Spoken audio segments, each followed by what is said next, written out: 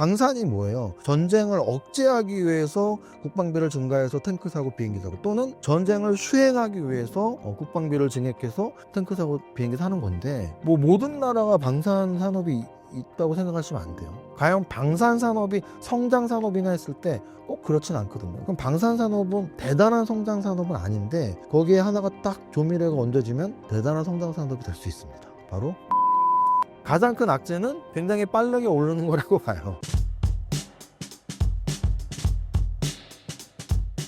최근 방산주 근황에 대해서 설명 부탁드립니다. 방산주는 아까 뭐 우리나라 증시를 이끌었다고 해도 과언이라고 말씀을 드렸는데요. 그 이유는 정말 중장기적으로 보면 3년 내내 올랐고요. 단기적으로 봐도 1년 정도는 계속 올랐어요. 심지어는 올해 1월부터 지금 6월 거의 말 다 됐으니까 6개월 됐잖아요. 6개월 동안 현대로템은 지금 거의 2.5배 올랐어요. 2배 이상 올랐어요. 3배가 올랐죠, 3배. 그러면은 도대체 왜 방산주 이렇게 많이 오르냐? 대내외적인 그리고 국내적인 이야기로 나눌 수가 있습니다. 일단 국외적인 건 뭐 사실 좋은 얘기는 아니에요. 저는 전쟁을 싫어하는 건 당연하고, 전쟁 좋아하는 사람이 어디 있겠습니까? 그래서 전쟁을 싫어하는 건 당연하고 저는 무섭기까지 하는데요. 왜냐하면 저는 어렸을 때부터 국립연충원을 보온 가족이라서요. 그 국립연충원에 가면은 정말 무수한 묘비가, 동서남북으로 무수한 묘비가 있고요. 현충탑이라고 하는 무명농사의 탑 안에 들어가면 까만 대리석에 하얀 이름 세자밖에 없습니다. 시신을 못 찾은 호국 영령들이 이름만 적혀 있는 거거든요. 그래서 저는 어렸을 때부터 거길 다녀왔고, 그냥 전쟁 나면 다 저렇게 민간인도 죽고 군인도 죽고 참 슬픈 일이구나 라는 생각을 하는데, 그럼에도 불구하고 어쨌든 우리는 지금 전쟁에 굉장히 둔감한 시기를 살고 있어요. 왜냐하면 뉴스에서 너무 오랫동안 전쟁 이야기를 듣고 있잖아요. 지금 사실 러시아 우크라이나 전쟁이 3년이 넘었습니다. 3년이. 심지어 호기로운, 좋게 말하면 남자답고 나쁘게 말하면 참 말만 앞서는 트럼프 대통령이 뭐라 그랬습니까? 자기가 대통령이 되면 되자마자 뭐 러시아 전쟁 끝난다고? 안 끝나잖아요. 전쟁이 그렇게 쉽게 끝나지 않는다라는 걸 여실히 지금 보여주고 있고요. 근데 이게 문제가 이제 그 한 나라, 그 대국 러시아에서 전쟁이 이렇게 오래 벌어지고 있으니까 우리 이제 무감각해지고 있는 거예요. 그래서 이스라엘이 1년 됐나요? 하마스와의 전쟁을 한번 했습니다. 그게 끝난 줄 알았죠, 우리는. 근데 이란하고 또 다시 시작을 하고 있죠. 저는 사실 이게 뭐 지금 방산주 설명하면서 전쟁 이야기하고 있지만 좀 걱정은 돼요. 무섭기도 하고. 왜냐면은 뭐 중국과 대만, 또 우리와 북한, 사실은 언제 어떤 일이 생겨도 가능한 상황이라는 게, 아니 3년 동안이나 전쟁을 계속하고 있고, 이스라엘은 막 오늘은 얘네랑 싸우고 내일은 쟤네랑 싸우고, 그래서 이제 방산주로 돌아가면 그게 방산주한테는 거의 뭐 천운 같은 거죠. 왜냐면 방산이 뭐예요? 전쟁을 억제하기 위해서 국방비를 증가해서 탱크 사고 비행기 사고, 또는 전쟁을 수행하기 위해서 국방비를 증액해서 탱크 사고 비행기 사는 건데, 세계 곳곳이 전쟁의 시대이니까 전쟁을 하고 있는 나라도 무기가 필요하지만 그 옆 나라도 필요하죠. 왜? 우리나라도 전쟁 발발할 수도 있겠구나, 뭐 이런 거예요. 그래서 지금 방산주가 수년간 올랐던 이유는 전쟁의 시기이기 때문이다. 이게 첫 번째고요. 두 번째는 뭐 모든 나라가 방산 산업이 있다고 생각하시면 안 돼요. 우리나라는 되게 특수한 경우죠. 왜? 아까 제가 말씀드렸지만 각 나라마다 특수한 산업들이 있는데요. 우리나라에서 굉장히 특수한 산업이 바로 방산 산업이에요. 남북 대치 상황으로 계속 이렇게 진행이 되고 있기 때문에 자주 국방이라는 그 틀 안에서 우리나라는 탱크도 만들어야 되고, 총도 만들어야 되고, 대포도 만들어야 되는 나라예요. 그래서 한국항공우주 같은 경우는 국가 기업입니다. 한국항공우주는. 그리고 하나에어로스페이스, LIG 넥스원, 그리고 현대로템도 사기업이긴 하지만 굉장히 공공 업무들을 수행하고 있는 거죠. 우리 자주국방을 위해서. 그런 관점에서 봤을 때 국내 산업에서 방산주의 역할이 크기 때문에 일단 매출은 기본적으로 나오는 매출이 있다는 얘기죠. 탱크도 필요하고 총도 필요하기 때문에 국내 산업 자체에서의 방산주의 역할이 있는데, 그 기술력과 그동안의 노하우 같은 게 지금 전쟁 시기 3년 동안 많은 수출 계약으로 나오는 거죠. 막상 탱크 살려고 그랬더니 너 한국 거 살래, 총 살려고 그랬더니 한국 거 살래. 그래서 방산 산업이 여태까지 과거에는 이 정도 주가 상승이 있었던 적이 한 번도 없어요. 아까도 말씀드렸지만 시총 탑10에 어떤 업종이 들어간다는 게 굉장히 그 업종은 커지고 있구나라고 우리가 인식하면 되는데, 하나에어로스페이스가 시총 5위까지 올라갔다는 것 자체가 방산 산업이 굉장히 커졌다는 말씀을 드리고요. 여기에서 저는 이제 제가 원래 소위 말하는 굴뚝주 단순 제조업체를 주식 투자자로서는 그렇게 좋아하지 않아요. 왜냐하면 저는 주식은 현재의 실적도 중요하지만 미래에 보이지 않는 실적이 좀 더 저는 중요하다고 보거든요. 왜냐하면 현재의 실적은 이미 주가에 거의 다 반영이 됐거든요. 그 앞으로의 실적, 앞으로의 가능성, 그것들이 주가에 이제 영향을 미쳐야 되는데, 그래서 그런 것들을 저는 성장주라고 불러요. 그러면 과연 방산산업이 성장산업이냐 했을 때 꼭 그렇진 않거든요. 뭐 전 세계가 전쟁을 하지 않는 이상은 한계가 있단 말이죠. 그럼 방산산업은 대단한 성장산업은 아닌데 거기에 하나가 딱 조미료가 얹어지면 대단한 성장산업이 될 수 있습니다. 뭐냐? 바로 우주죠, 우주.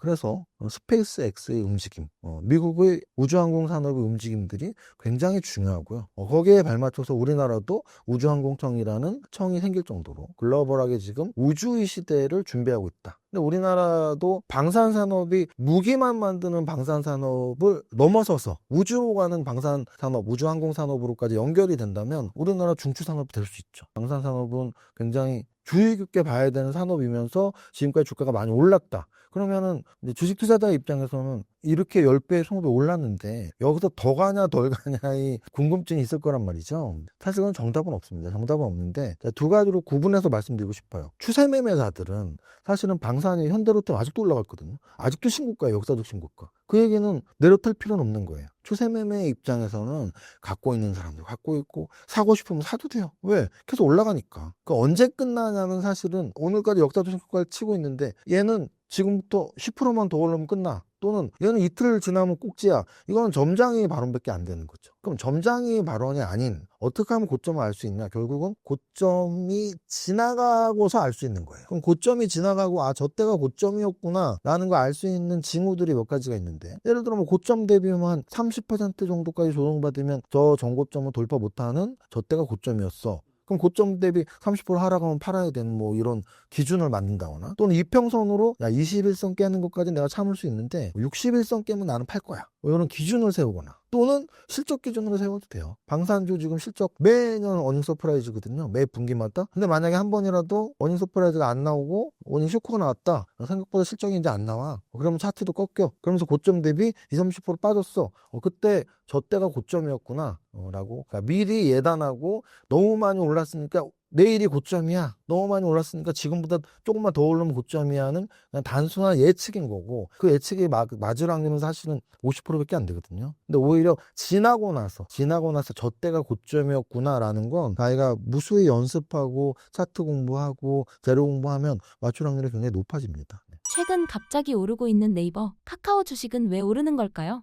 이것도 이제 그럼 차트적인 관점이랑 재료적인 관점 또는 실적적인 관점, 이렇게 세 가지로 나눠서 삼박자 투자법 관점으로 말씀을 드리면, 일단은 차트는 네이버도 그렇고 카카오도 그렇고 코로나 이후에 그냥 쭉 빠져서 바닥권에 있었던, 거의 삼성전자 차트 같은 거예요. 코로나 이후에 완전 고점을 찍고 쭉 빠져서 그냥 바닥에서 움직임이 없었던. 그럼 이런 차트는 우리가 어떻게 표현하냐면 언제 갈 줄 몰라. 근데 만약에 움직이면 주목을 해야 돼. 이 정도로 보시면 되는 차트들이고요. 재무제표로 본다면 나쁘지 않았어요.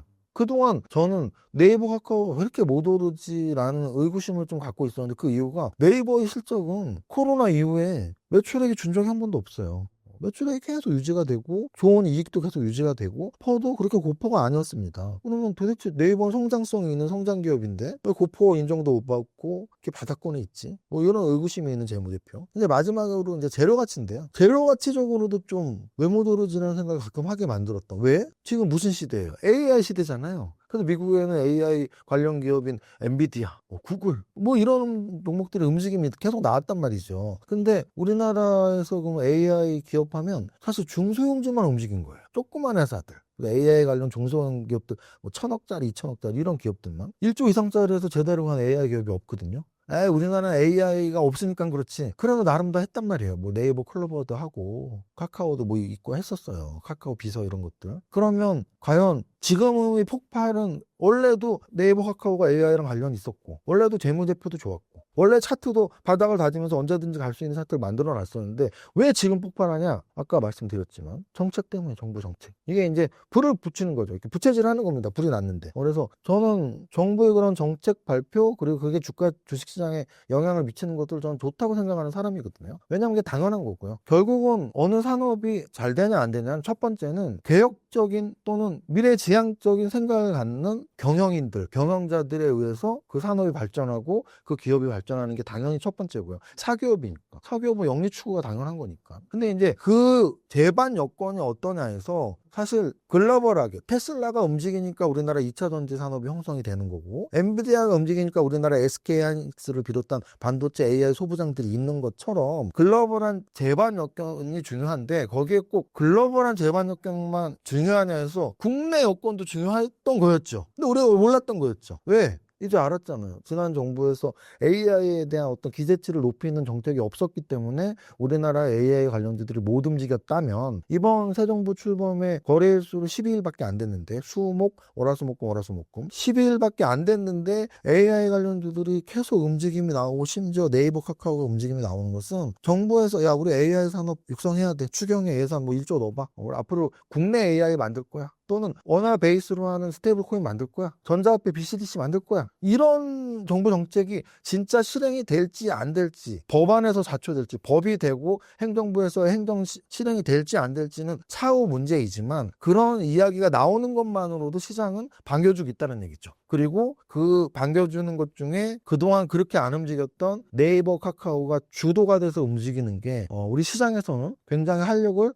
불어넣고 있는 거다라고 말씀을 드립니다. 2025년 하반기 국내 증시에서 가장 주목해야 할 변수나 리스크 요인이 있다면 무엇을 꼽으시겠습니까? 변수는 결국 이런 거예요. 우리나라의 호재로서 다른 나라보다 좀 더 많이 올랐다고는 했지만 역시 미국이 중심이된 글로벌 증시 자체도 V자형 반등이 나왔다는 얘기는 글로벌 분위기가 나쁘지 않았다는 얘기인데 거기에 또 찬물을 끼얹는 것들이 나올 수 있다는 얘기고 가장 크게 우린 두 가지만 조심하면 되겠죠. 글로벌 재료로는. 첫 번째는 결국은 트럼프예요. 트럼프가 뭐 말도 안 되는 또 어떤 정책이나 말도 안 되는 경제에 미치는 영향이 나오는 이런 악재들이 나올 수가 있기 때문에 특히 관세 쪽으로 특히 중국과의 관계 쪽으로 그래서 그걸 조심해야 되고요. 두 번째는 뭐 전쟁의 시기 그리고 전쟁의 시기는 전쟁이 끝나는 종전으로 나오면은 호재가 될 겁니다. 근데 이제 종전이 어느 나라도 종전이 아직 안 나오고 있습니다. 종전이 안 나오고 심지어 확전이 되거나 또 다른 지역에서의 전쟁이 나온다면 또 리스크가 커지는 거죠. 그래서 전쟁과 트럼프의 관세 정책 이 두 가지가 저는 글로벌 악재로서 요즘 좀 지켜봐야 될 거라고 보고요. 국내적으로는 좀 그렇습니다. 주식은 결국은 많이 오르면 너무 많이 올랐다 싶으면 떨어지기 마련이거든요. 그러니까 지금 저는 가장 큰 악재는 굉장히 빠르게 오르는 거라고 봐요. 굉장히 빠르게 오르는 겁니다. 진짜로. 아니 3천을 이렇게 금방 왔어요. 4월 9일에 2280이었는데 두 달 만에 3천으로 왔다고. 그러면은 30%를 상승을 하면 보통 우리가 자율 반등이라는 게 있거든요. 너무 많이 떨어지면 30% 반등, 너무 많이 오르면 30% 반락 이런 게 있어요. 그럼 지금 30% 이상 올랐단 말이에요. 그럼 사실은 10% 반락 나와도 자율 반락이에요. 자연스러운 반락이라는 뜻입니다. 왜? 매일매일 오르는 시장은 없기 때문에 강하게 오르다가도 3분의 1 조정 또는 매일매일 떨어지는 시장은 없기 때문에 강하게 떨어지더라도 3분의 1 반등 이런 게 사실 거의 공식이거든요. 그렇다고 봤을 때 저는 강세장을 믿고 있고 아까 말씀드렸지만 3,300도 돌파해서 뭐 3,500 여기까지는 올해나 내년까지는 간다고 봐요. 근데 다이렉트로 가는 건 아니라는 거죠. 예를 들어 오늘 3,000포인트 돌파를 했다면 또 한번 쉬어가야 돼요. 쉬어가려면 또 한 2,900까지 소정받다 갈 수도 있는 거고 또 3,300을 돌파하면 오버슈팅이 나와서 막 3,500도 갈 수 있거든요. 3,500에서 계속 가는 게 아니고 또 한 3,000까지 조정받았다 갈 수 있고 15%가 오르면 5% 쉬고 20%가 오르면 7, 8% 쉬고 이런 게 이제 주식의 기본이기 때문에 이렇게 좀 큰 틀에서 지수의 움직임도 보면서 너무 올랐을 때는 좀 조정 나오면 들어갈까? 이런 게 현명할 수도 있는 거고 따라가다가 물릴 수가 있으니까 너무 매일 오르진 않으니까 지금 기울기가 굉장히 가파르기 때문에 뭐 조정받으면 사지 뭐 이런 좀 한 템포 늦추는 전략도 좋고요. 근데 어쨌든 저쨌든 지금은 재반 여건이 너무 좋아서 좀 빠르게 많이 오르는 것보다 더 큰 악재는 보이지 않습니다. 네. 최근 중국 BYD의 출혈 경쟁에 대해 많은 뉴스가 나오고 있습니다. 현재 중국 전기차 상황이 어떤가요? 일단은 BYD 재료는 아마 저러는 걸 말씀하시는 거겠죠. 최근에 이제 뭐 가격 할인 정책 같은 게 나왔는데 뭐 30% 생각해 보세요. 우리 뭐 차 많이 구매해 보셨겠지만 뭐 5천만 원짜리 차를 30% 할인해서 3,500에 파는 거거든요. 마트에서 할인하는 것도 아니고. 그래서 굉장히 싸게 파는 거예요. 실제로 우리도 자동차를 많이 구매해봤지만. 그러면 과연 그 이유가 뭐고 또 그게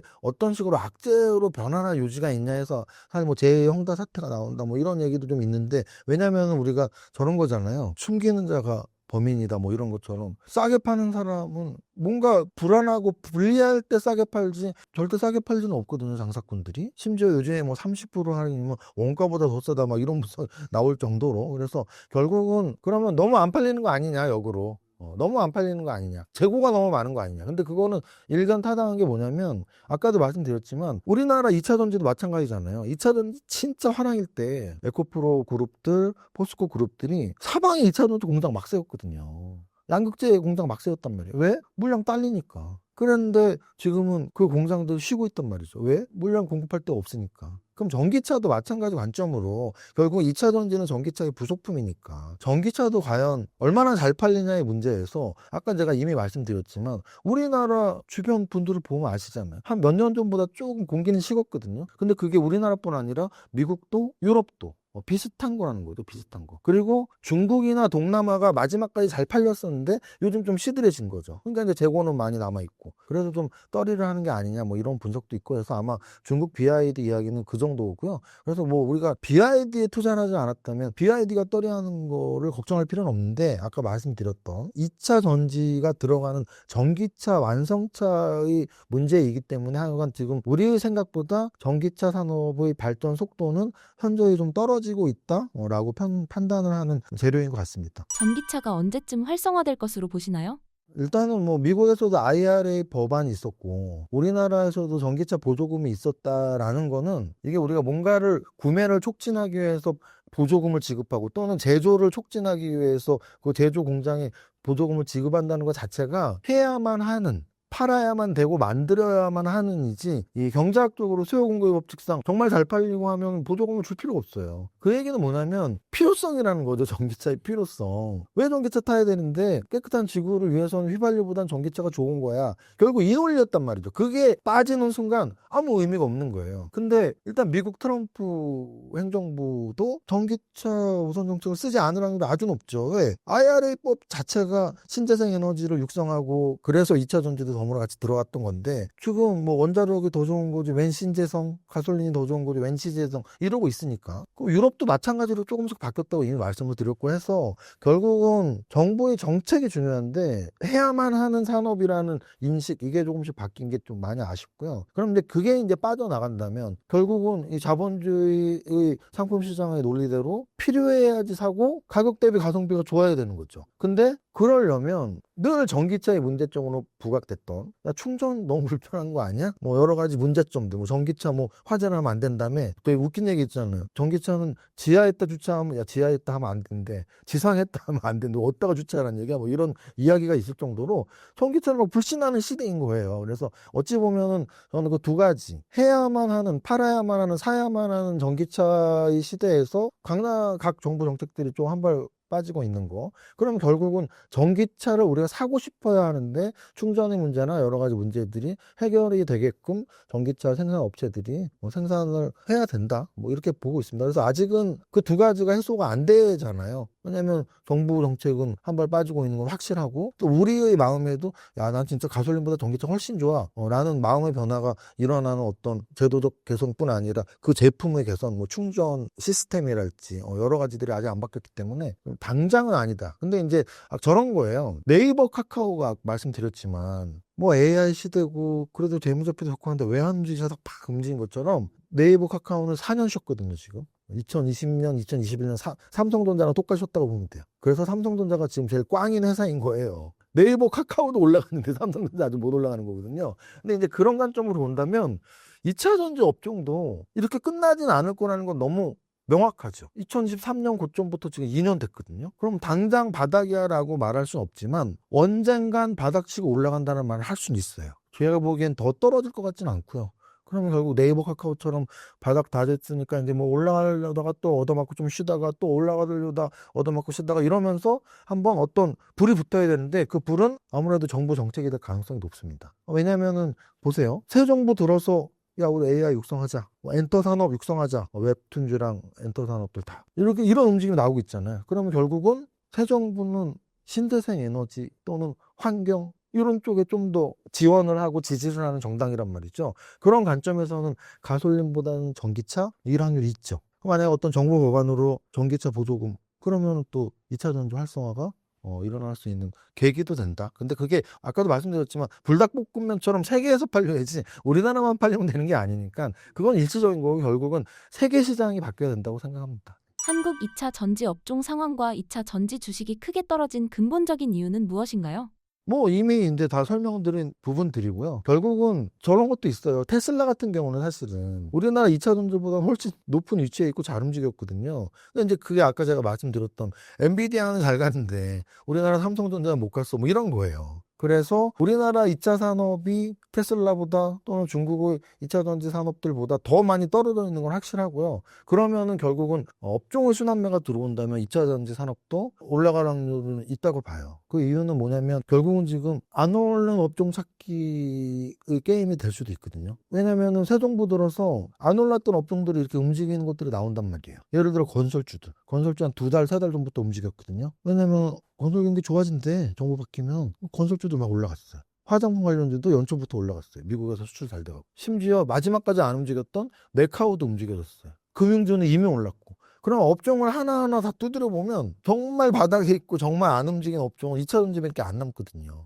그러면 결국은 우리나라 2차 전지 업종이 왜 못 올랐어요 해서 아까 말씀드렸던 글로벌의 재료들 여러 가지를 포함해서 못 오른 건데 그럼 앞으로는 오를 수 있어요 해서 그런 악재들이 해소가 되는 과정이 필요하겠지만 우리나라 당이 워낙 좋으니까 순환매의 입장으로만 봐도 2차 전지에 어떤 자금들이 새롭게 들어와서 한번 움직일 수는 있다. 근데 그게 궁극적으로 좋은 재료가 되고 계속 주가가 조선주처럼 방산주처럼 이렇게 올라가려면 아까 말씀드렸던 더 좋은 환경들 2차 전지 편하네. 확실히 전기차 편하네. 정부 보조금도 또 준대. 미국도 이제 잘 팔리네. 뭐 이런 분위기가 되기 전에는 일시적인 상승은 나올 수 있다. 순환매 같은 걸로. 근데 예전처럼 막 1년, 2년 상승하려면 여러 가지 제도적 뒷받침은 돼야 될 것 같아요. 2차 전지에 물린 사람들에게 해주실 수 있는 조언이 있다면 무엇일까요? 이게 이제 제 유튜브 구독자분들한테는 사실은 저를 뭐 매일 보는 분들이니까 근데 냉정하게 말하거든요. 근데 여기 신사임당 구독자분들이 저를 매일 안 보니까 냉정하게 말하면 저 인간 지거 아니라고 이렇게 생각할 수가 있는데요. 그래도 제가 똑같이 말씀을 드린다면 저는 딱 이렇게 조언을 해드립니다. 제 앞에서 정말 친구가 말하면 전 이렇게 딱 조언을 해요. 2차 전지를 손절매하느냐 아니냐의 판단이 아니고 2차 전지를 얼마나 갖고 있느냐가 훨씬 중요한 기준이에요. 내가 2차 전지를 반토막 났는데 팔까요 안 팔까요가 아니고 일단 질문이 잘못된 거죠. 내가 10,000원에 사서 5,000원이 됐는데 팔까요 안 팔까요의 궁금증을 갖고 있지 마시고 내가 1억을 하는데 1억이 다 2차 전지예요. 1억을 투자하는데 5천만 원이 2차 전지예요. 1억을 투자하는데 1,000만 원이 2차 전지예요. 이거부터 먼저 짚고 들어가셔야 돼요. 그래야지 제가 답변을 드릴 수 있습니다. 이런 거죠. 1억을 하는데 100만 원이 2차 전지야. 100만 원이 반토막 났어. 어때요? 100만 원 투자해서 50만 원 손해나도 나는 1억 중에 50만 원이면 손해도 안 난 거 별로. 그죠? 근데 내가 1억을 하는데 1억이 2차 전지야. 그 1억이 반토막이 나서 5천만 원이 됐어. 이런 차이가 있어요. 그래서 그러면은 어떻게 조언할 것이냐? 금액이 클수록 한 5분의 1 이상 갖고 있으면 나머지 파시면 됩니다. 예를 들어 5억을 해. 2차 전지가 5억이 있어. 5억을 전체 금액이 5억인데 2차 전지가 5억이 있어? 한 4억 정도 파세요. 왜냐? 원래 주식 투자라는 게 그런 건데. 주식 투자는 포트폴리오를 어떻게 짜느냐에 따라서 성적이 달라지는 게임이에요. 그러면 5억 정도 하면 내가 한 5업종에 5종목 정도는 갖고 있어야 된다고요. 근데 만약 5억을 하는데 한 업종, 2차 전지만 갖고 있어. 예를 들어 이거죠. 5억을 하는데 4종목 갖고 있다는 게 뭔데요? 봤더니 에코프로, 에코프로비엠, 포스코홀딩스, 포스코피치엠 4개 갖고 있다는 거죠. 금양까지 5개. 그러면은 안 된다고. 주가가 떨어져서 안 되는 거고 오르면 되는 거 아니에요? 예를 들어 이런 거죠. 하나에어로스페이스, LIG넥선, 현대로템, 한국항공우주 이렇게 갖고 있으면 돼요? 안 돼. 돈을 1억으로 10억 벌어도 안 돼요. 왜? 어차피 다시 빵원 되거든. 한 업종을 산다는 건, 한 업종을 내 투자 자산을 다 갖고 있다는 건 올라가면은 빨리 돈을 벌 수 있지만 내려가면 빨리 손해가 나고요. 그렇지 않게 하기 위해서 포트폴리오를 꾸미는 거거든요. 주식 투자는 결국은 수익률을 높이면서 동시에 위험을 줄이는 거거든요. 수익률만 추구하면 너무 고위험에 노출이 돼서 1억이 2억이 됐다가 2억이 빵원이 돼요. 그러면 그런 기본기를 갖춰야 되는데 기본기 없이 투자를 하신 거잖아요. 그럼 지금이라도 수정을 하셔야죠. 그래서 2차 전지가 반토막이 났는데 어떻게 해요가 아니고, 나는 2차 전지를 내 포트 100%를 갖고 있는데 어떻게 해요라는 질문으로 바꿔야 되고요. 100% 갖고 있다면 파셔야죠, 빨리. 이거는 이익 났냐 손절 났냐가 아니에요. 제가 말씀드렸죠. 하나에어로스페이스, LIG넥슨, 현대로템 3개 갖고 있는데 어떻게 할까요? 내가 3억을 하는데 3억 중에 현대로템, LIG넥슨, 하나에어로스페이스 3개 갖고 있어. 그럼 저는 그렇게 조언해드려요. 3억 중에 2억은 빨리 파세요. 그나마 행복하네요. 남았을 때 파니까. 그럼 떨어졌을 때도 마찬가지라고요. 2차 전지만 갖고 있다면 파시면 돼요. 조금만 남겨도. 근데 만약에 1억 하는데 한 2천만 원 정도 갖고 있는데요. 그러면 그냥 갖고 계세요. 왜냐하면 손절매 타이밍은 사실 지났거든요. 그래서 저는 지금 손절매를 해라 안 해라의 문제보다 분배를 잘못했다라는 거를 경고하는 거고, 손절매 타이밍은 사실 지났습니다. 왜냐하면 이미 2년이나 떨어졌고, 2023년 여름부터, 이제 여름이잖아요. 7월이잖아요. 이제 딱 2년 됐거든요. 2년이나 떨어졌고 막 3분의 1토막씩 난 종목을 어떻게 해야 될까요? 라는 질문 자체가 제가 팔으라고 해도 못 팔거든요. 그래서 사실은 몰려 있다면 마음 편하게 갖고 있으면 된다. 다만 투자 비중이 중요하다. 50% 이상 또는 100%를 갖고 있다면 절반 이상 파시는 게 좋습니다. 그리고 이렇게 생각하시면 돼요. 이거 너무 떨어졌는데 어떻게 팔라고 생각하신단 말이죠. 그 생각을 작년 여름에도 작년 연말에도 3달 전에도 했죠. 만약에 제 말씀대로 100% 중에 50%를 팔았으면 무언가를 샀을 거 아니에요. 제가 장담하는데 2차 전지를 뺀 무언가를 샀어도 다 이익이 났을 겁니다. 건설주를 샀어도, 조선주를 샀어도, 은행주를 샀어도, 화장품을 샀어도, 방산을 샀으면 떼돈을 벌었고요. 그 얘기는 뭐냐면, 내가 물린 것을 못 팔았을 때의 문제는 여러 가지가 있는데 가장 큰 건 뭐냐면 기회비용의 상실이에요. 그러면 내가 물린 거를 못 팔았을 때 기회비용의 상실이 무슨 말이냐면, 물린 것을 팔면 현금이 생기잖아요. 그 현금으로 무언가를 살 수 있잖아요. 우린 그걸 비교하면 돼요. 내가 물린 거 갖고 있는 것과 무언가를 사는 게 어느 게 좋을지를 비교하면 되는데, 지금 2년 동안 무조건 그 어느 거가 2차 전지의 수익률을 무조건 이겼습니다. 그러면은 앞으로 2차 전지만 올라가면 어떻게? 그럴 일 없어. 그럴 일 없어. 지금의 주도주는 2차 전지가 아니고요. 언젠간 바닥이 오고 올라가겠지만 2차 전지만 올라가지 않아요. 다른 올라가는 거 사면 되잖아요. 그래서 여러분들 제가 설득시킬 필요는 없지만, 제가 주식 투자를 뭐 20년 이상 훨씬 했고 책도 5권이나 쓴 사람으로서 여러분들한테 정말 진심 어린 조언을 한다면, 투자 비중이 너무 높으면 안 되고, 그 대신 이미 오랫동안 물려 있고 꽤 많이 토막토막이 난 거기 때문에 비중이 그렇게 높지 않다면 갖고 있고, 물렸는데 팔면 어떻게 해야 돼요? 새 거 사면 됩니다. 그 새 거가 2차 전지보다 잘 움직일 확률이 훨씬 높습니다. 주식 투자자분들에게 도움이 되는 신간이 나온 걸로 알고 있는데요. 해당 신간은 어떤 분들이 읽으면 좋을까요? 일단은 뭐 제가 쓴 책은 아니고요. 저도 이제 주식책을 뭐 5권을 썼지만, 요즘에 분들은 허영만의 백반기획에 나오는 아저씨네 이렇게 생각할 수 있고, 저의 세대 사람들은 만화가게에 가면은 꼭 읽어야 되는 우리나라 최고의 만화가로 생각할 수 있고, 또한 3, 40대 분들한테는 타짜로 알 수 있는, 타짜의 원작자 만화를 그리신 허영만 화백님께서 주식 타짜, 그러니까 우리가 타짜는 고스톱 타짜의 영화였잖아요. 조승우 씨가 주연을 했던 주식 타짜라는 만화를 이제 기획을 하고 그리셨었는데, 그 중에 이제 저만 따로 이렇게 빼서 슈퍼게임 이세무사 편으로 단권화가 돼서 나와서, 여러분들이 나는 좀 주식 공부를 별로 안 해봤다. 왜냐면 만화책이니까. 우리가 또 만화책은 재밌게 쉽게 읽잖아요. 그래서 난 주식 공부를 별로 안 해봤다 하시는 분들은 보시면 좋을 것 같고요. 또는 슈퍼게임 이세무사가 어떤 압축시켜 놓은, 제가 책을 여러 권 썼는데 그 문장화된 막 300페이지 400페이지 책이면 다 합치면 1000페이지 될 거 아니에요. 그 1000페이지 넘는 책들 중에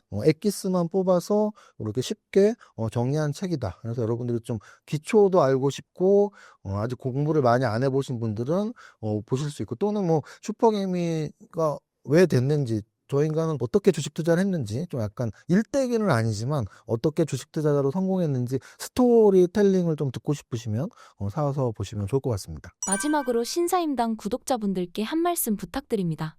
이렇게 제가 유튜브 출연을 하면 사실은 그 시기가 어떤 시기인지가 제일 중요한 것 같아요. 정말 막 하락장에선 저도 막 말이 안 나와요, 잘. 왜냐면은 이 영상을 보시는 분들이 지금 얼마나 마음이 불편하고 굳어 있을까. 근데 반대로 또 상승장에선 저도 신납니다. 왜? 여러분들도 신나는 똑같은 마음이에요. 그래서 지금 아마 여러분들 이 영상을 보면서 지금 3,000포인트 시대인데 하고 아마 다 좋은 기분이실 텐데요. 주식은 저는 그래요. 제가 주식하면서 제일 좋아하게 된 격언 중에 하나가 이것 또한 지나가리라거든요. 아마도 몇 년의 조정장을 잘 버티신 분들이 이것 또한 지나가리라는 마음으로 버티신 분들이 지금 이 상승장 3,000포인트를 터치하는 상승장에서 어떤 과실을 얻으셨을 거예요. 여러분들의 계좌가 또는 우리 지수가 이렇게 힘들 때도 이것 또한 지나가리라는 생각으로 버티시면 결국은 온다. 근데 이것도 역으로 말한다면 3,000포인트 3,500 가는 게 굉장히 짧게 끝날 수 있어요. 지금 3,000 이렇게 빨리 왔는데 그럼 또 3,000에서 3,500 금방 갈 수 있거든요. 그러다 또 계속 조정받을 수 있단 말이죠. 그래서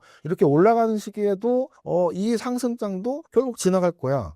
하락장에서도 이 하락장도 지나갈 거야. 결국은 주식 투자가 심리가 중요하고 우리가 다스려야 할 심리가 공포와 탐욕이라고 하거든요. 그럼 지금은 약간 이제 탐욕의 시기에 접어들었습니다. 다들 우리가 수익이 많이 날 거고요. 나면 이제 주식 별로 안 어려운데 마치 코로나 직후 2000년, 2001년에 주식 별거 아닌데 나 연봉보다 훨씬 많이 벌었어. 근데 금방 그분들이 뭔가에 날렸단 말이죠. 그래서 지금 상승장을 조심하면서 조심 속에 과실을 맛보면 좋겠습니다. 모두 화이팅!